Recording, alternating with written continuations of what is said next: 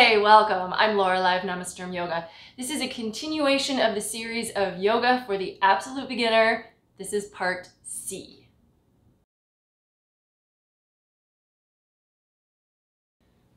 Let's come to sit on the mat. Bring your hands to your knees. Lift the spine. Let the head float on top of the neck.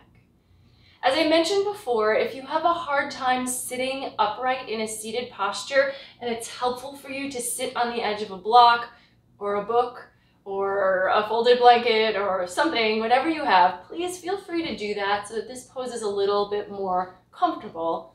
That said, we won't be here very long. Maybe close the eyes and tune into the breath. At the first part of our practice, we're not trying to control the breath. We will move into a breathing practice, but for now, just let yourself notice it.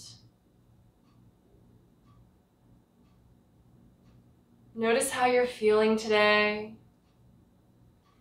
It's always good to check in at the start of your yoga practice just to know where you're coming from.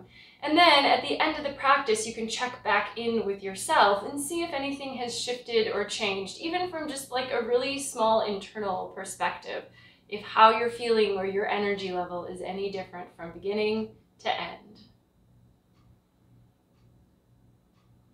And now, while we're still seated, we're going to transition to an Ujjayi breathing practice, which we talked about in part B. B is for breath.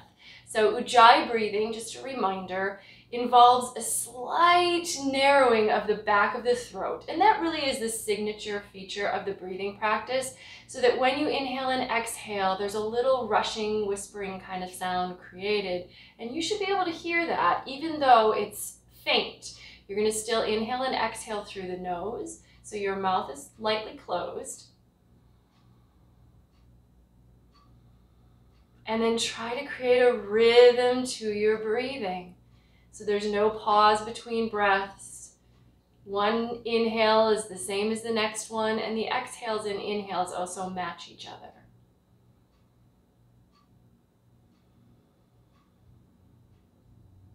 C is for cat-cow. So today I'm going to introduce you to a very basic introductory sequence that's a really great warm-up for the body, but also helps us connect our breath to the movement of the body. So let's go ahead and move to tabletop. Uncross your legs. Set yourself up here so that your shoulders are right over your wrists and your hips are right over your knees. And we've been here before in tabletop.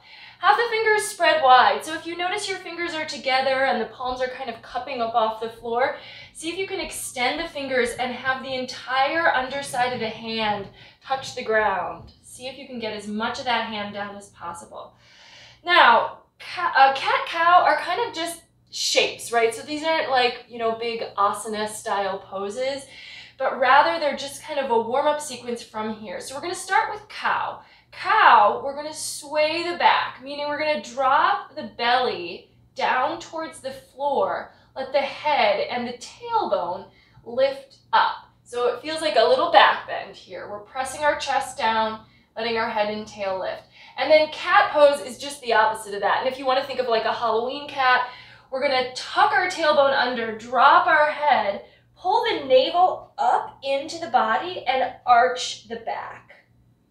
Inhale, coming to cow pose. Now let's see if we can follow the breath here. Exhale, move to cat. So the goal here is to let the breath, or the breath lead and the body follow. I like to think of it as dancing partners. So dancing partners move together, and from the outside, you can't tell who is leading, but the partners know that one of them actually is. And here, we want the breath to be leading. So it shouldn't be evident, but the breath is going to remain a consistent, steady, even pace, and then the body is just going to try to match up with it. One other thing to notice here, although we're already getting a good warm-up for the spine, is the shoulders. So as you come to cow pose, the shoulder blades draw together as the chest dips down, and then as you come to cat pose, the shoulder blades can pull apart and the upper back can lift between them. A couple more times, we're just going to go back and forth. We talked about shoulder alignment a little bit in the first part of this series. So now we're using that to go along with our cat-cow sequence. We're moving the entire spine, allowing the shoulders to be incorporated and included, and the upper back as well, which is very mobile if we let it move. And then go ahead and come back to level. We're going to drop our hips back to our heels, and we're going to just introduce another very basic pose. This is child's pose.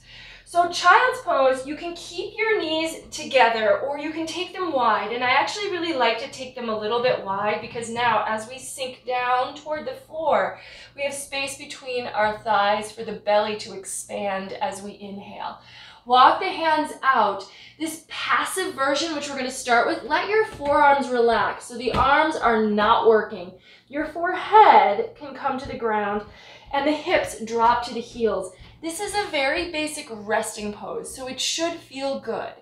That said, it may not feel good for you. It could hurt in your ankles, in your feet, in your hips, in your knees. And if you're struggling here with any sort of pain, find a way to ease up.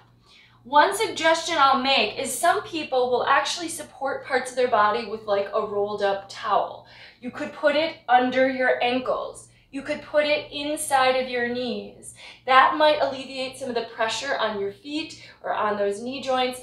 And then for some people, if you can't get your hips all the way to your heels, you could actually put a block back here and just kind of let the hips rest on the block. Or sometimes, you could put it between your feet. Or some people even just work with their hips in the air, and that's okay if that works for you.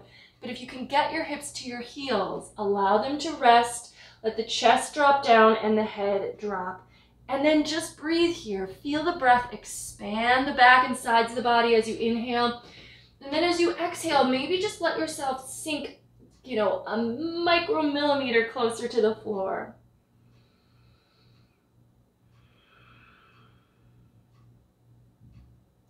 Now we can start to flow this pose in with our cat and cow.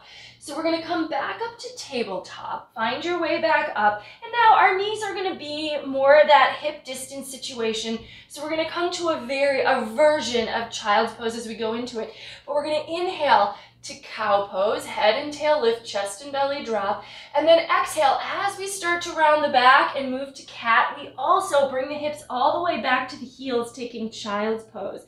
And then on an inhale, we're going to come back up to cow and exhale, hips to heels. Now this child's pose, you might notice it's a little more active. I don't ever get to the point where my arms touch the floor. The forearms stay up, the arms stay a little engaged. So we're letting our hips move back to the heels, but we're not completely just resting and giving up all the weight. We're keeping the movement going, matching it with the breath. One more time here. Inhale up to cow pose and exhale. Sink yourself back to child's pose and hold.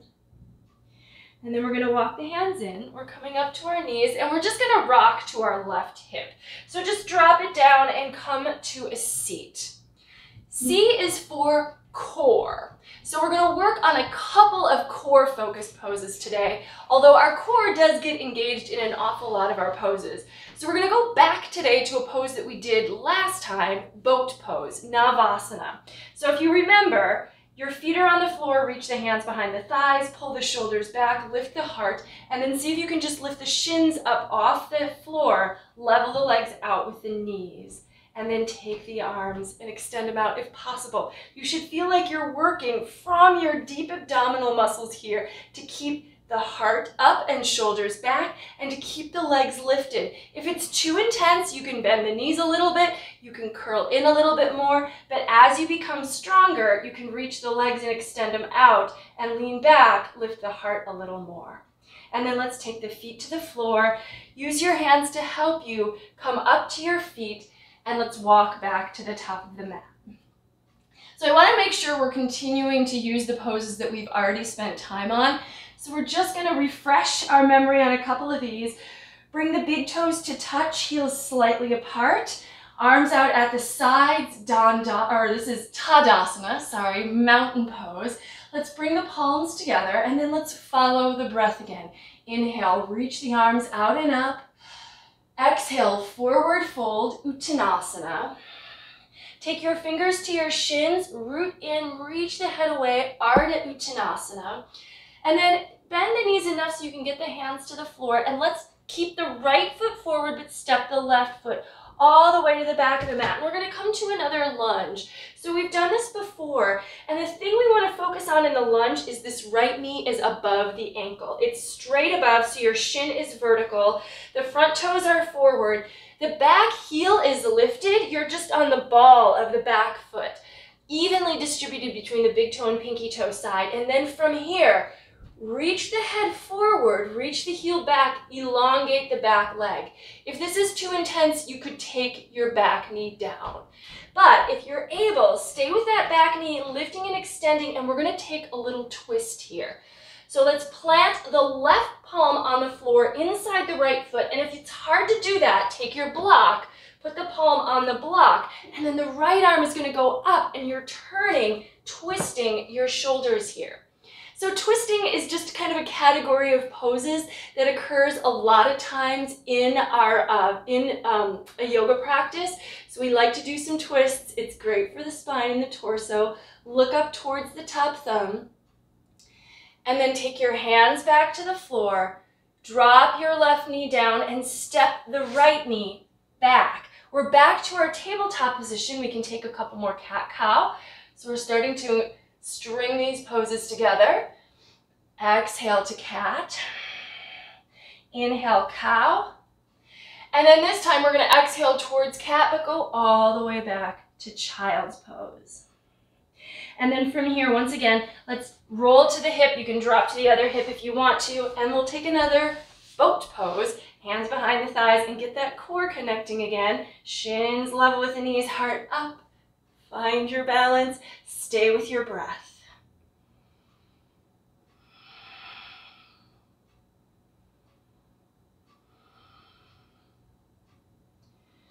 And then take the feet to the floor. Use your hands to help you come back to your feet. And let's walk back to the top of the mat. Big toes touch, heels slightly apart.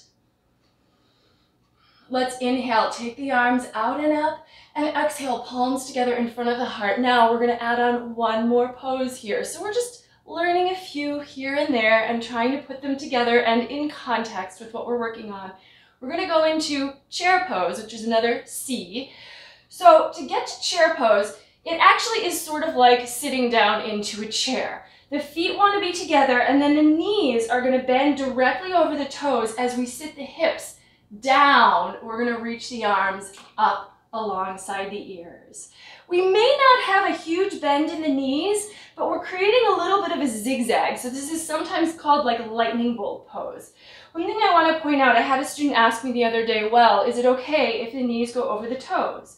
And that's really good to think about. In our lunge, it was like really important. Knees should not go past the toes. Keep your shin vertical. Here, the knees are going to go forward of the ankles just because of the shape of the pose, but we don't want them to go too far forward. So the thing to think about alignment-wise is as you bend your knees, they're going right over the toes. The weight on your feet is towards your heels. So if you lean your weight toward the balls of the feet, more weight is going to go forward into your knees. But if you move your weight to your heels, you're going to take more weight in your quads. And this is actually the muscle we want to build here by taking chair pose.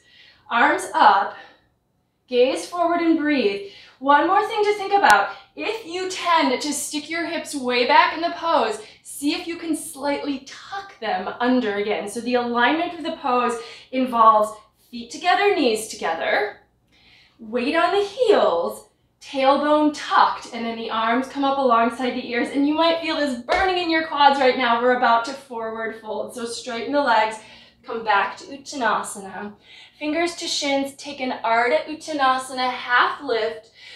And now fingers to the floor, and we're going to this time step the right foot back, keep the left foot forward, and do take your foot all the way to the back of the mat so that we end up with your left knee stacked above your ankle. Reach through the back heel, reach through the head, nice and long, get into the lunge. So the lunge involves deepening the bend in the front knee and dropping the hips straight down. If it's too intense to keep that back knee lifted, you can take your right knee to the floor to stabilize, and then you can extend the toes. But if it's okay, stay here, reach through the head, and then plant your right palm, and maybe it's on the block, maybe it's on the floor, but fingers and toes line up across the front of your mat. Take the left arm up for a twist and breathe. Do the best you can here. If you can, stack your shoulders on top of each other. But if that's too much, don't worry.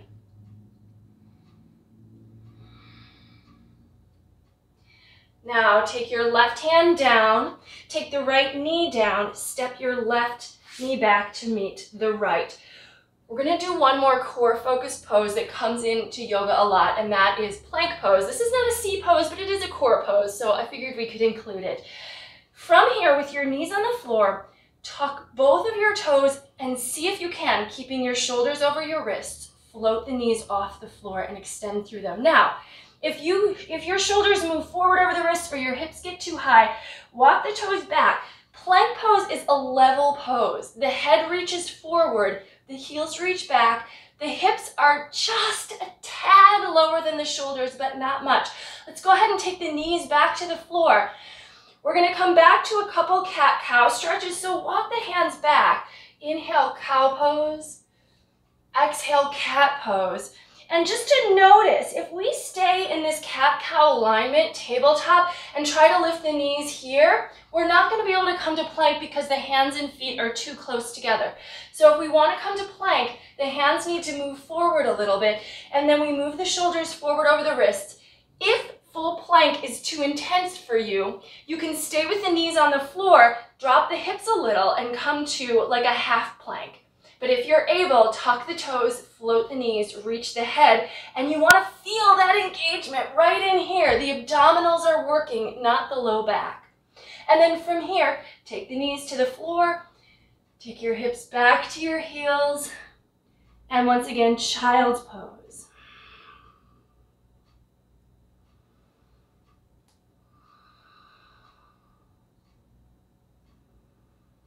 Now, let's go ahead from child's pose. Instead of coming all the way back to the top of the mat, we're going to come back to our tabletop, but again, our hands and knees are a little wider away. We're going to lower our chest down between the hands. So to do this, bend your elbows. See if you can lean your shoulders forward so that the shoulders move and the chest comes between the hands before the hips come down. We're going to do one more C pose or asana today, and that is Cobra. C is for Cobra. Baby Cobra, hands are next to the chest, and it's really very simple. We're on the floor, we're on our bellies, the legs extend behind us, elbows by the side of the body, so tuck them in, try not to let them wing out. We're gonna just lift the chest using the muscles of the upper back, so the hands could pick up at any time, no change. This is Baby Cobra, so very small Cobra pose. If we wanna come to full Cobra, push the hands down. The elbows are going to start to straighten and you rise, but the hips, the legs, the thighs, the glutes, everything is relaxed. So the legs behind you are relaxed and still on the floor. The heart is forward, shoulder blades draw together. So think about cow pose here. Shoulder blades draw together, heart comes forward. And let's go ahead and lower down. Cobra pose is a back bend, and we do it very frequently, or there's some other versions. And we're going to go actually back now to a back bend we did last time. We're going to go to bow pose, bending the knees, reaching back with the hands for the feet. And we're going to see how very similar these poses are. We just have a different, setup with the arms. So in bow pose, we press the pelvis down a little, we pull the shoulder blades back together, we pull the heels away from the hips and let the chest rise. Gaze forward, try not to crane your head back. It's still gazing nice and forward, but you can feel like your heart, your chest is opening here. Now, to transition to Cobra, see if you can keep some of that lift in the upper back. Carefully release the feet. Keep the elbows by the sides, but bend them so the hands come next to your chest. And then push down to roll up off of the upper body and onto the tops of the feet. Heart forward. Notice there's space between your ears and shoulders and your elbows aren't locked. So if you tend to kind of hunch your shoulders up, see if you can move them down and back. Yeah? And then from here, let's go back to child's pose. Hips to heels.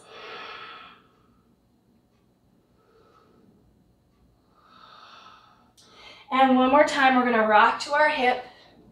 We're gonna take one more boat pose, and then we're gonna try to string together some of these poses that we've done today. Hands behind the thighs, lift the chest, let the shins rise. We're getting some core work in. Take the arms out. Gaze forward. So this is a very simple practice in that we're not using a lot of different poses, but hopefully you still feel like it's effectively working a lot of different parts of the body. Bring yourself to your feet. Walk yourself up to the front of the mat. Big toes touch, heels slightly apart. Inhale, reach the arms out and up. Exhale, palms together in front of the heart. Now we're gonna go to chair pose. Bend the knees, sink the hips. Inhale to reach the arms. Exhale, forward fold Uttanasana. Inhale, half lift, Ardha Uttanasana, flat back. Let's step to plank. So bend the knees, plant your palms, step both feet to plank, shoulders over wrists. Reach through the head, reach through the heels, strong through the center of the body. And then we're gonna come all the way down to the mat. So take your knees to the floor, carefully, slowly, trying to keep your body in a plank shape. Lower down between your hands, and then keep the hands next to the chest, elbows by the sides. Inhale, roll up into Cobra Pose, and then let's just go to Child's Pose. So keep your knees on the floor, hips to the heels, Child's Pose. Breathe in Child's Pose.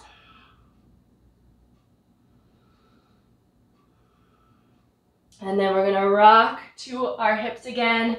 And this time, let's just take the legs out nice and wide.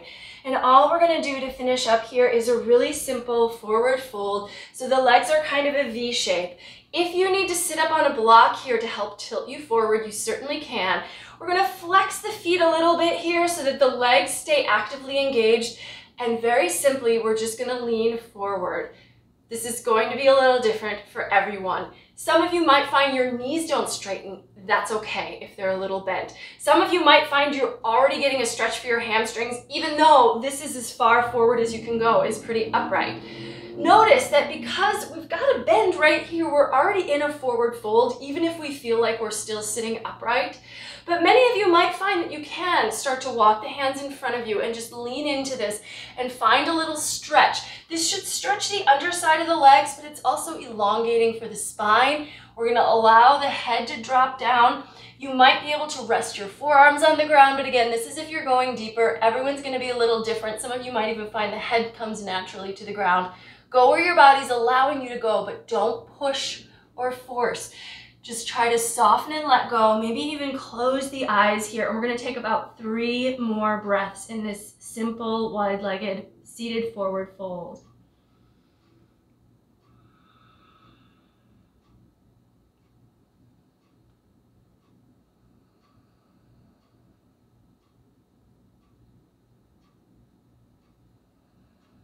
And then walk the hands in carefully. Come back up. And let's come back to a cross-legged seated position. Take your hands back to your knees. And this is where you can close your eyes and maybe just check in with yourself and notice how you're feeling now, if it's any different than it was at the beginning. Notice your breath. Bring some awareness. And then I'm going to give you an opportunity to take Shavasana, which is corpse pose. We just lay on the floor on your own time. So I encourage you to spend 1 to 2 minutes on your back after I have closed practice with you to just rest in corpse pose and let everything go. It is a legitimate part of your practice, so enjoy the relaxation. But for now, let's bring palms together in front of the heart, close the eyes. Tune into your breath. You can let that Ujjayi breathing practice go now and just notice your natural breathing rhythm. And then we'll close with just a simple bow forward. The light in me recognizes and honors the light in you wherever you are. Thank you so much for joining me from home and sharing in a practice. Namaste.